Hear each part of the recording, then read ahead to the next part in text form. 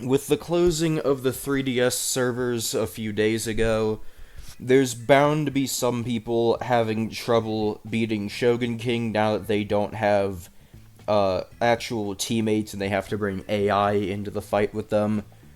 But this guide is going to help you with that, hopefully. It's going to be a completely solo offline guide on how to beat Shogun King. No outside help needed, so let's get right into it. Let's just hop right in. Okay, so the best yokai I'd recommend, not the best, but the most accessible best yokai I'd say, is Hovernyan. He's got triple attack, so he's not locked into using, he's not like locked into a lengthy animation like most 50 base power attackers like Tattletale over here. He's got dodge, which really is going to be really useful for this fight, and fall back attack, which is going to be useful for this fight as well, because it allows you to avoid Curse of the Fallen, which is actually something that dodge won't let you avoid. So, yeah, I'd recommend getting him to at least level 90. The last 9 levels don't really matter too much.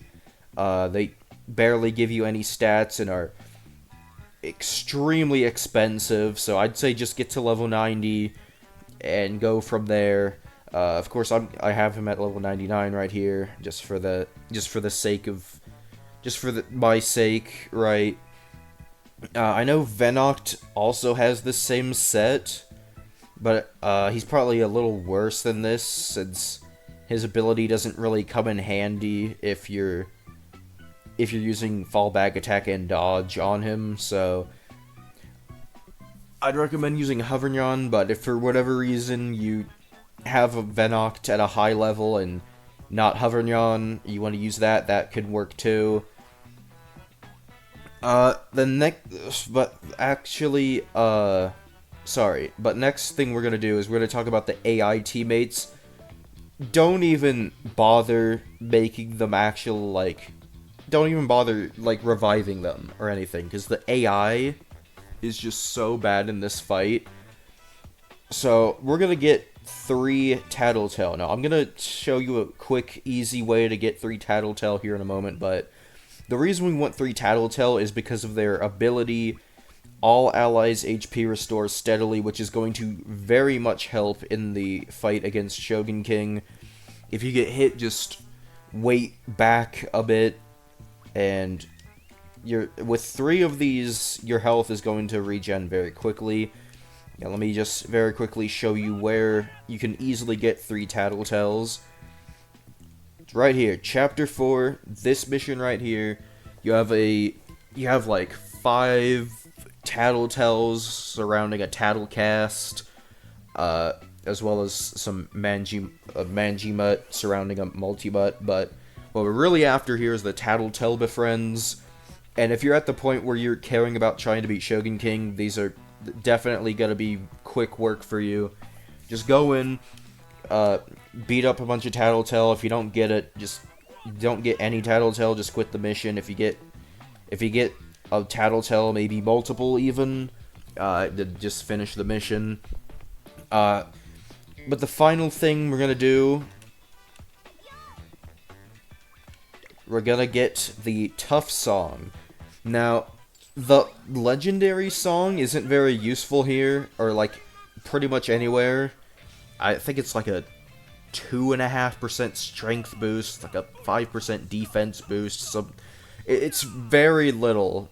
But the Tough Song, if I remember right, it boosts defense by, I think, 37.5%, if I'm remembering that right. It's something along those lines. So you're gonna want that. Definitely going to want that. And for equipment, I'd say the high-tech wristband, which you get from Rabanyan 28 parts. Again, if you're if you're at the point where you're at Shogun King, Robonyan 28 shouldn't be too hard for you, especially considering you only need to beat his base form, which has a strength of like level 60, not his super or ultra. We only want the rank 4. You don't have to get rank 5 if you don't want to. But it's definitely going to be a good equip here, just because it gives a decent bit of strength and defense. So you're going to actually be able to live something in this fight. I'm running Gilgaro's Soul. You don't have to run that. You're probably not going to have this if you're at the point where you're trying to learn how to beat Shogun King. Might not have it because Gilgaros. I mean, you might, and even if you do have it, but even if you do have a Gilgaros, not many people want to turn him into a soul. So if you want this same effect, just go befriend an Untidy. It's like a 5% chance every time you finish. Which mission is it again? I think it's the first mission of the post game. Yeah, this one right here. It's like a 5% chance to befriend each of the Wickeds after this mission each time. Just go grind this mission until you get an Untidy, and he'll give his soul does the exact same thing. He's not that useful anyway, so you're not missing much. But anyways, let's just review the team. Yeah, looks good. And I'll see you in the fight. Now, I actually just want to say real quick here that I have input reader at the top, which you might see. Yeah, I thought it might help some people maybe if they can see what my button inputs are. So yeah, hopefully this is able to help you in some way. If not, I guess it just kind of looks cool, I guess. But anyways, let's just get right into this. Oh yeah, I want to say I have my bumpers set to L and R rather than, not the bumpers, I have the triggers, right trigger and left trigger set to L and R rather than the bumpers. Just because I feel like it's easier for me to press the triggers during a fight when I'm trying to press other buttons. So other than that, right, like the A button is tied to the A button, the B button is tied to the B button on the controller. So yeah, let's just get right into this. Now, Shogun King has a few attacks. I think it's Cat Slash and what is it? Whirlwind? No, what is it called? I should know this. It's the slash where he spins around in a circle. Those two attacks, he's able to attack once, or he'll slice twice. I'll explain it when we get into the fight better. But yeah. Basically, the way to know if he's gonna slash once or twice with those, just pay attention to his animation. He takes longer he takes slightly longer to hit you. If it's the double, that's the double, yep. Yeah, he'll take slightly longer to attack you if it's a double, that's a double. Yep. It's 1, 2. Just gonna showcase his moves. Yeah, we got Percy here.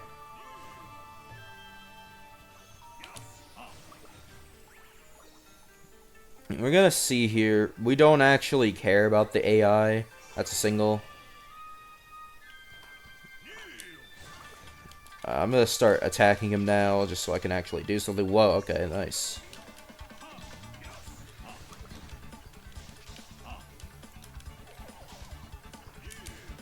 Oh, okay, okay. So what I'm gonna do here is I'm just gonna stall for time.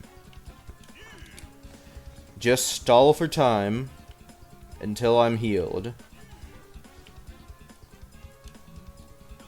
Alright, I have 30 minutes to complete this mission. If I feel like I need to back off a bit, I can do so for a little. See, we're getting some health back. And go in here in a minute. Just want to get him away from the wall. I don't like attacking him when he's near the wall, just because I have less opportunities to... I have less space to move around, that's what I'm trying to say. That's a double. Right here is fine. By the way, I'd recommend attacking him from his backside rather than the front, just because it's better for if he does the twirl slash 2 times, spiral slash, that's what it's called, yeah. If he does spiral slash twice, you'll actually get hit 3 times.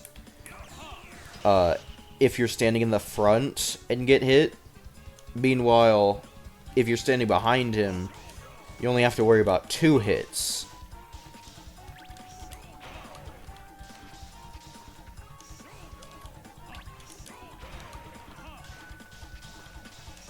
So, yeah, I'm just gonna do this.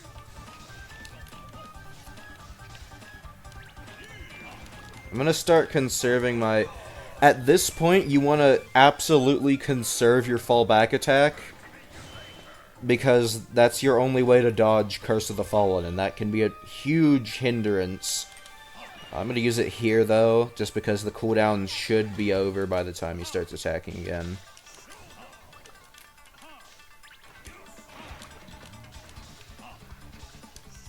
Let's double. I was waiting for him to use Curse of the Fallen, just in case. Right there. See? I dodged it. It might take you a bit of practice to learn the timing for that, but once you do, it's a pretty good way to do this fight. I'm trying to concentrate on the fight mostly here, so I apologize if I'm not making much sense.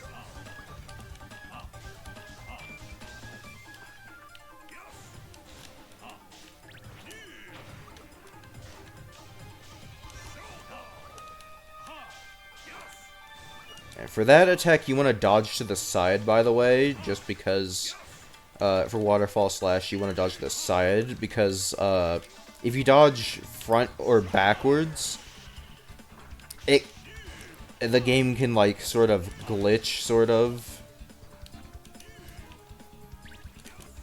And see there, I wasn't paying attention and got hit by, Curse of the Fallen, so I'm just gonna stay back. If I'm feeling too pressured, just stay back. There's no rush. And here I'm gonna attack a bit more to get my soul meter up. Here you can use lock on camera to see where the souls are. Very useful tip. I'm just not gonna get any crits. Okay.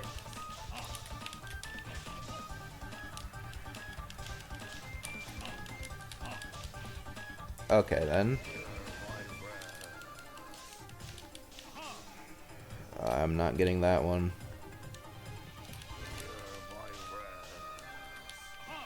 Honestly, get it. Because Purple Sword is easier to dodge. So, I'm just gonna do that. He is gonna do a lot more damage. But the good thing is now, his attack animations are slowed down. So what I'm gonna do right now is I'm just gonna stall until that sword dissipates. This is a bad idea. There we go. I want to keep him away from the middle as much as possible, just because it's gonna be very complicated to dodge this if he... Just grab that. I will do this. Oh, okay. I didn't even mean to time it like that. You see, we're doing good here. Haven't used any getaways.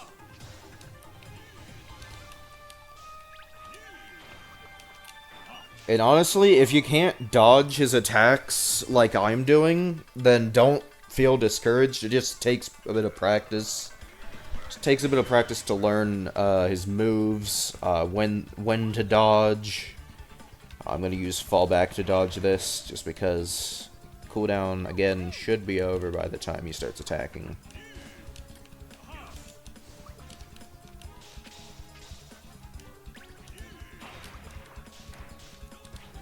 Okay, I thought he was gonna Curse of the Fallen again. Okay, this time, I'm going to hopefully get some decent crits here.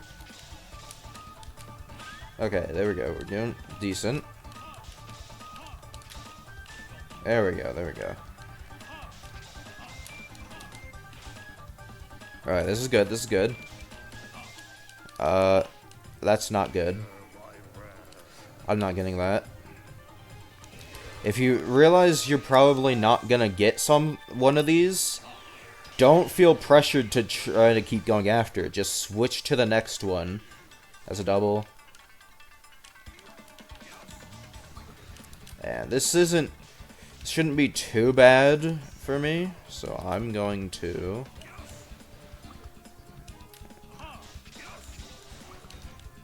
just gonna attack him. If he gets to red or purple, oh, I wasn't paying attention there. If he gets to red or purple, that's when you want to just hard stall.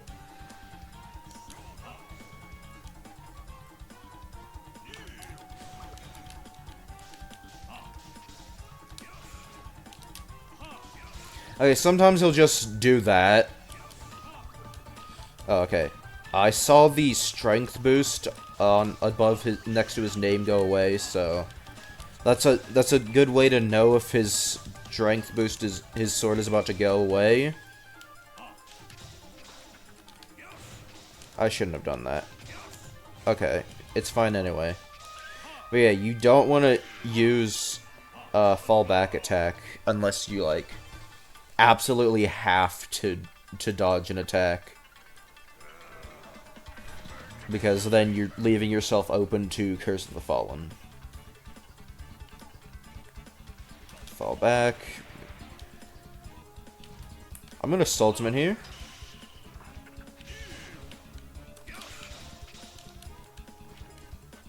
Gonna attack him a couple times, just build my soul meter a little. Okay, casually just stutter. Okay. Oh, okay. Okay then. Well, if he gets another one, I'm grabbing the orb.